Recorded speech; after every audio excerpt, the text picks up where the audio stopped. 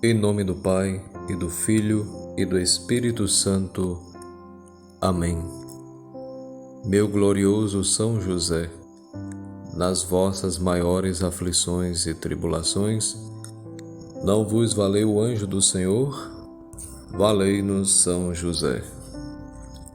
Muito bom dia, amados irmãos e irmãs, diletos ouvintes que nos acompanham através do nosso canal. Seja muito bem-vindo. Hoje, 20 de abril, oitava da Páscoa, quarta-feira. Sou o Padre Erivaldo Maria e trago para você o Evangelho do dia com uma leitura orante para ajudar a crescer em nossa fé à luz da Palavra de Deus. Evangelho de hoje, Lucas 24, 13 a 35. Naquele mesmo dia, o primeiro da semana, 2 dos discípulos de Jesus iam para um povoado chamado Emaús, distante 11 quilômetros de Jerusalém.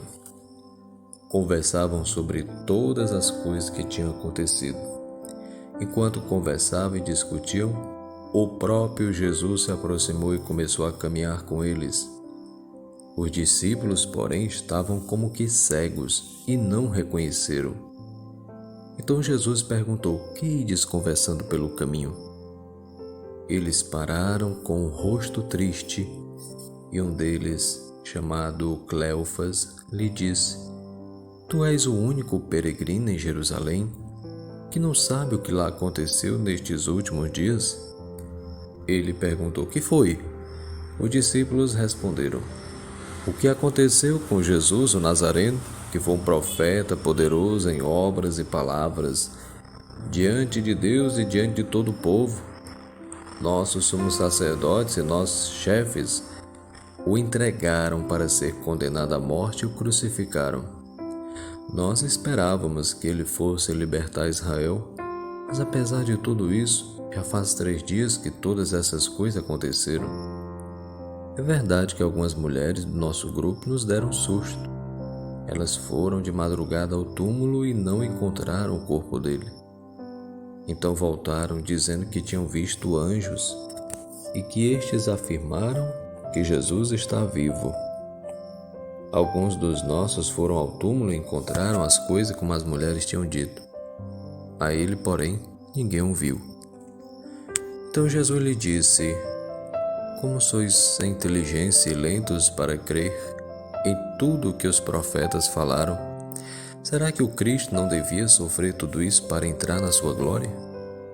E começando por Moisés e passando pelos profetas, explicava aos discípulos todas as passagens da Escritura que falavam a respeito dele.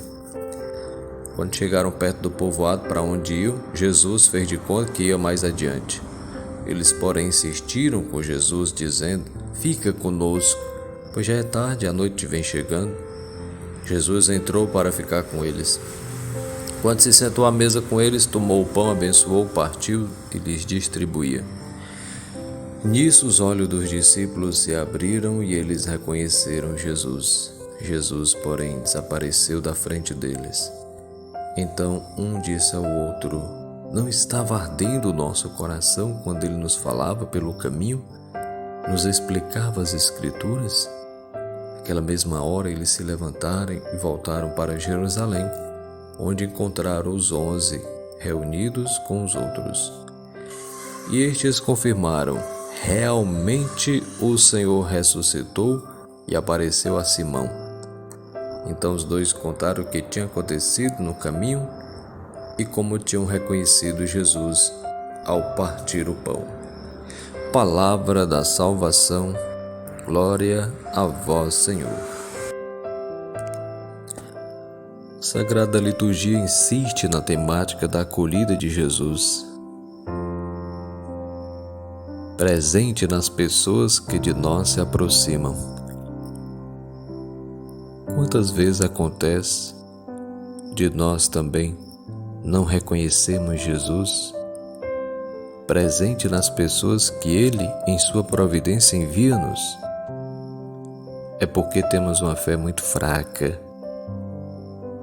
do Evangelho, o mestre fez de conta que ia adiante quando chegaram à aldeia de Emaús, mas os discípulos tiveram um gesto de hospitalidade e forçaram-no a parar. Versículo 28.